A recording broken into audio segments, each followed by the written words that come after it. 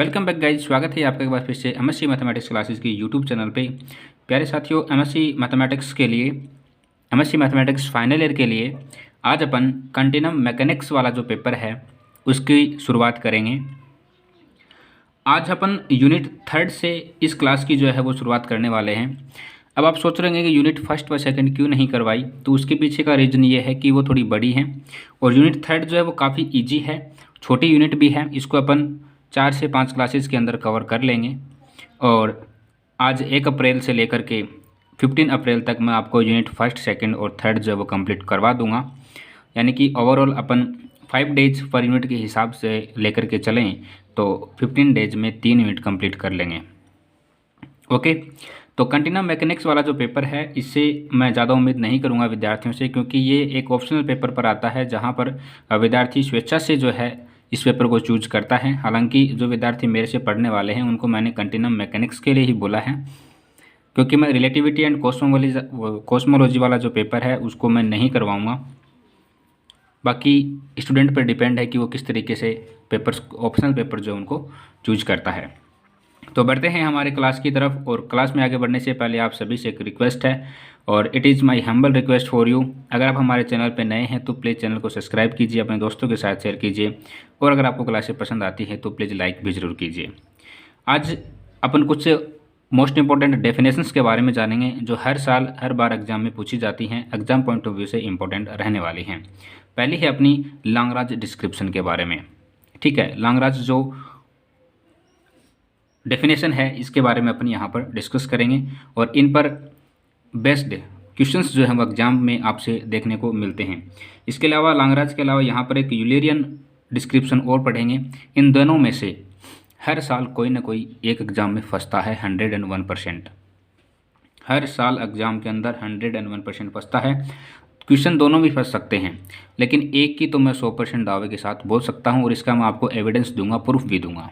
लेकिन जब अपन इसके डिस्क्रिप्शन के बारे में पढ़ेंगे तब, फिलहाल अपन यहाँ पर इसकी जो डेफिनेशन है उसके बारे में जान लेते हैं। तो लैग्रांज डिस्क्रिप्शन जो है वो क्या होगा, देखिए हमने क्या माना कि if motion of each particle of the medium is expressed in terms of position और initial coordinate a1 a2 a3 और a iota। ठीक है, यानी कि इसकी जो पोजीशन है प्रैक्टिकल पार्टिकल की वो क्या है, a1 a2 a3 हो सकती है, और इसका जो इनिशियल कोऑर्डिनेट है वो क्या है, a iota है। And position y iota is y1 y2 y3 in time of t, in time of t। ठीक है, इतना याद रहेगा, रट लेनी है। अगर समझ नहीं आती है तो रट लेनी है। डेफिनेशन आपको पक्का याद होनी चाहिए क्योंकि एग्जाम में पूछी जाती है। At time T then Y iota is equal to Y iota into a1 a2 a3 into T, and displacement vector u iota is expressed as u iota is equal to u iota a1 a2 a3 into T. Then this type of description is called for Lagrange description. ठीक है, simple था, याद रह जाएगी, छोटी सी definition है। Okay, समझने समझाने वाली कोई बात यहाँ पर नहीं थी। अब अपन पढ़ते हैं दूसरी, यूलेरियन डिस्क्रिप्शन। सेम वैसा ही मेथड है। If position of practical is expressed in terms of in statement as coordinate Y iota and time T, then displacement vector u iota is expressed as u iota is equal to u iota y1 y2 y3 into t. Then this type of description is called Eulerian description। Simple था, definition है, आपको याद रखनी है। ठीक है, notes बना लीजिए, 2-4 बार आप पढ़ेंगे, आपकी ये डेफिनेशन जो है वो पक्का हो जाएगी। नेक्स्ट डेफिनेशन हमारी, रेट ऑफ स्ट्रेस टेंसर क्या होता है, वर्टिसिटी टेंसर क्या होता है, वर्टिसिटी वेक्टर क्या होता है, रेट ऑफ रोटेशन वेक्टर क्या होता है। ये जो क्वेश्चन है कंप्लीट आपसे 2017 में पूछा गया है। ठीक है, इसके अलावा 2019 में भी इसकी डेफिनेशन पूछी गई है, इनमें से कोई एक की पूछी गई थी। लेकिन आपको ये जो चीज़ें हैं इनके बारे में पता होना ज़रूरी है। तो इन चारों के डेफिनेशन जो है वो मैं एक साथ बताने की कोशिश कर रहा हूँ। हमने क्या माना, डी क्यू आयोटा, ये जो डी क्यू आयोटा है इसको मैंने इस तरीके से लिखा del q iota upon d Y j into d Y j. कोई दिक्कत नहीं, यहाँ से ये कटेगा तो यहाँ पे ये बच जाएगा डी क्यू आयोटा। ओके, अब यहाँ पे देखना थोड़ा सा चेंजमेंट क्या करेंगे भाई, d Q iota equal to half of del q iota upon del y j plus del q j upon del y iota plus half of del q iota upon del y j minus del q j upon del y iota and d Y j. यहाँ पर ये जो D Y जे आपको दिख रहा है ये same यहाँ पर एज दिस एज है। ओके, हमने सिर्फ इसको तोड़ा है। कैसे तोड़ा है, जब ये हाफ ऑफ इसके साथ मल्टीप्लाई होगा दोनों फंक्शन के साथ, प्लस ये जो हाफ है ये इनके साथ मल्टीप्लाई होगा तो ये प्लस का और ये माइनस का कट जाएगा, कोई दिक्कत नहीं। हाफ और हाफ जुड़ेगा तो 1 बचेगा और ये 1 ही है। सिंपल भाई, इसको हम इस तरीके से डिस्क्राइब कर सकते हैं। आ गया समझ?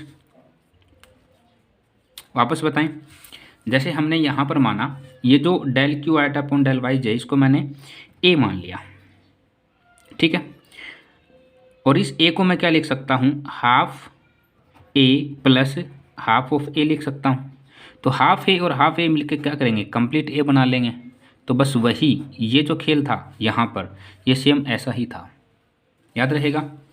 इसको हम किस तरीके से लिख सकते हैं, यहाँ पर आई और जे की टर्म्स है तो क्यू आई जे प्लस यहाँ पर जे और आई की टर्म्स है तो जे आई। सिमिलरली यहाँ पर क्या करेंगे, आई और जे है तो आई और जे माइनस जे और आई है तो जे और आई, और ये D Y J as this है यहाँ पर रहेगा। वी डिफाइन एप्सिलॉन आई जे। ये जो एप्सिलॉन आई जे ये है क्या, एप्सिलॉन आई जे है रेट ऑफ स्ट्रेस टेंसर। ये क्या है, रेट ऑफ स्ट्रेस टेंसर, ठीक है। इसको अपन क्या बोलते हैं, रेट ऑफ स्ट्रेस टेंसर। जो हमारी पहली डेफिनेशन है rate of stress tensor sigma या एप्सिलॉन आई जे, इसको हम किस तरीके से डिफाइन करेंगे, half of q i j plus q j i and half of q i j minus q j i, ठीक है। ये जो वैल्यू है ये माइनस वाली, ये किसकी वैल्यू है, ये वैल्यू है अपनी ओमेगा आई जे की। और ओमेगा आई जे जो है ये क्या है, ये जो ओमेगा आई जे है ये है वर्टिसिटी टेंसर, ये है वर्टिसिटी टेंसर, ठीक है। इसको हम जानेंगे वर्टिसिटी टेंसर के नाम से। ये दो चीज़ें अगर अपन डिफाइन यहाँ से कर देते हैं तो हमारी डेफिनेशन कंप्लीट हो जाती है। तो इसको हमने क्या मान लिया, सिग्मा आई जे मान लिया। जब भी जहाँ पर एप्सिलॉन आई जे की वैल्यू आपको देनी पड़े तो वहाँ पर एप्सिलॉन आई जे की वैल्यू इस तरीके से बताओगे, और जहाँ पर ओमेगा आई जे की वैल्यू अगर आपको देनी पड़े तो आपको ये वाली वैल्यू बतानी है। और ये क्या है, वर्टिसिटी टेंसर जो है उसको अपन डिनोट करेंगे ओमेगा आई जे से, और रेट ऑफ स्ट्रेस टेंसर जो है उसको अपन डिनोट करेंगे सिग्मा आई जे से, एप्सिलॉन आई जे से। सिग्मा गलत बोल रहा हूँ मैं वर्ड यहाँ पर, एप्सिलॉन आई जे, ठीक है, याद रहेगा सिंपल। तो एप्सिलॉन आई जे की वैल्यू क्या होती है, ये होती है जिसे अपन बोलते हैं rate of stress tensor. Omega i j जिसे अपन बोलते हैं वर्टिसिटी टेंसर, उसकी वैल्यू क्या होती है, ये वाली होती है। तो यहाँ से हमारी डेफिनेशन फर्स्ट और डेफिनेशन सेकंड जो है वो कंप्लीट होती है।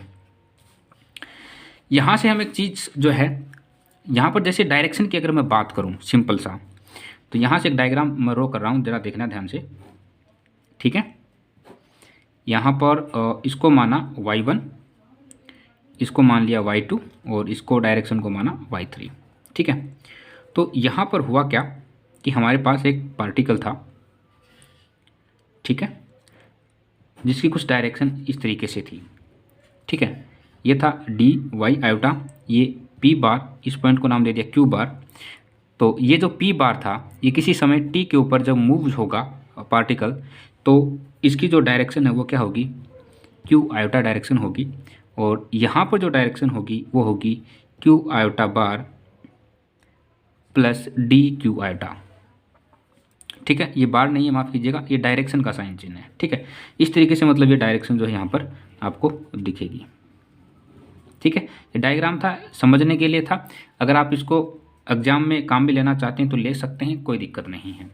तो यहाँ से हम देखना क्या करेंगे, show the velocity of Q बार।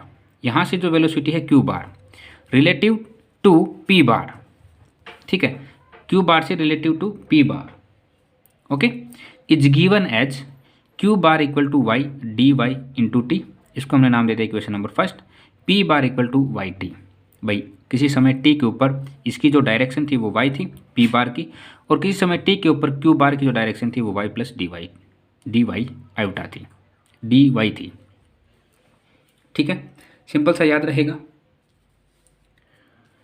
ये है इक्वेशन नंबर फर्स्ट, ये है equation number second.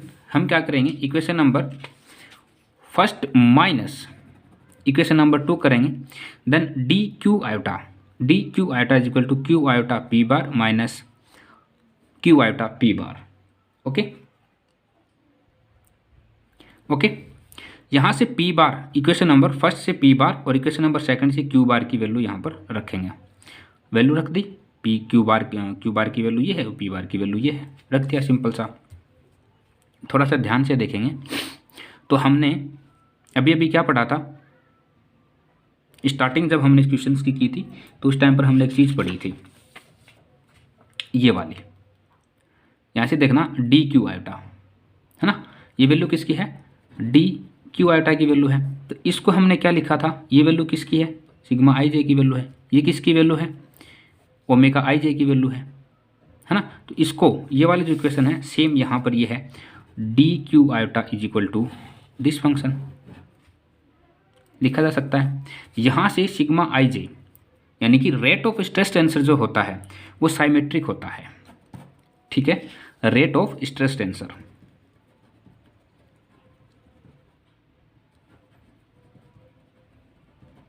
Sigma i j symmetric, अगर ये साइमेट्रिक है तो sigma i j equal to epsilon I j equal to epsilon j i, ये आई है, okay, but omega i j is skew symmetric, omega i जे ये क्या होता है, ओमेगा आई जे क्या होता है, वर्टिसिटी टेंसर होता है, ठीक है, ये क्या होता है, वर्टिसिटी टेंसर होता है, और वर्टिसिटी टेंसर जो होता है वो क्या होता है, स्क्यू साइमेट्रिक होता है।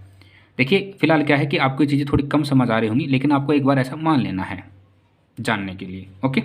तो omega i j is skew symmetric, अगर ये स्क्यू साइमेट्रिक इसका मतलब minus omega i j equal to omega j i होगा, सो दैट यहाँ से क्या होगा, अगर जे इक्वल टू आई हो, सेम कंडीशन हो, यानी क्या हो, जे इक्वल टू अगर आई हो तो उस कंडीशन में हमारे पास ये वाली फंक्शन बनेगा, ठीक है। यहाँ से वैल्यू क्या होगी, अगर 11 होता, अगर 22 होता, अगर 33 होता तो इनकी वैल्यू क्या होती, 0 होती, ठीक है, इनकी वैल्यू क्या होती, 0। ऑल्सो हम यहाँ पे क्या बता सकते हैं, omega 21 equal to omega 12 minus का, क्यों, क्योंकि ये स्क्यू साइमेट्रिक है। और ऐसा कैसे हुआ, ऐसा इसलिए हुआ क्योंकि जैसे omega i j equal to minus omega i j i था, ये था, तो इसको अगर मैं जैसे ये 2 और ये 1, तो ये 1 और 2 हो गया, सेम कंडीशन, इसको हमने मानना ओमेगा 3, ठीक है, ऐसा हमने मान लिया। सिमिलरली यहाँ पर भी कुछ ऐसा ही होगा, यहाँ पर देखो थर्ड फंक्शन आया 3, तो इसको हम क्या लिख सकते हैं, omega k i equal to minus omega i k, direction के अकॉर्डिंग, इसको हमने क्या माना, ओमेगा 2 मान लिया। सिमिलरली यहाँ पर 2 और 3 आया है, इसको हमने ओमेगा 1 मान लिया। ऐसा कैसे हुआ होगा, ऐसा इसलिए हुआ होगा क्योंकि ओमेगा जे के इक्वल टू ओमेगा के जे माइनस का रहा होगा, स्क्यू साइमेट्रिक है इस वजह से, ठीक है, आ गया समझ, सिंपल सा काम था। तो ये क्या थी, ये वैल्यू निकाली हमने, ठीक है।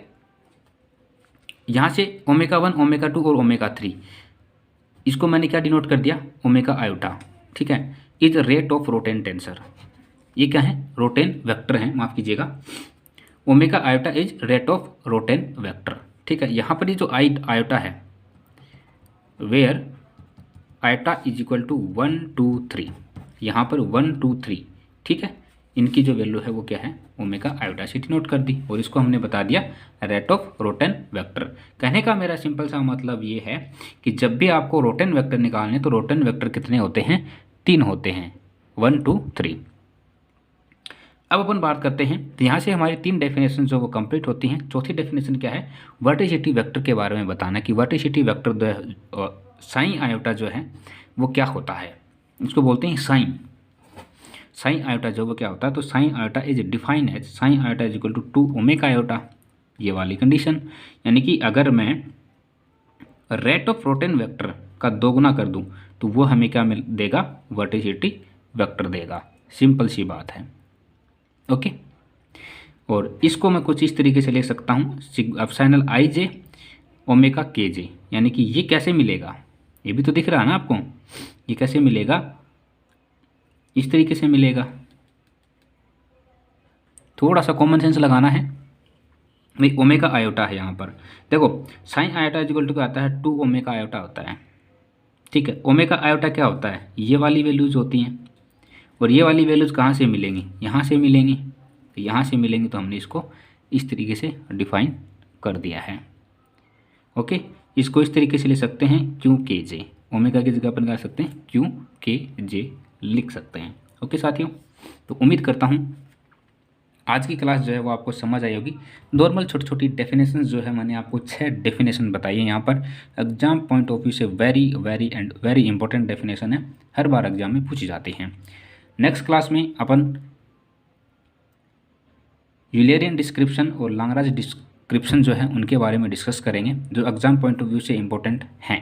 ठीक है, और विद प्रूफ जो है इसको यहाँ पर जो मैं आपको बताऊँगा कि एग्जाम पॉइंट ऑफ व्यू से कैसे इंपॉर्टेंट है। ठीक है, तो आज के लिए इतना ही। Thank you so much, have a good day.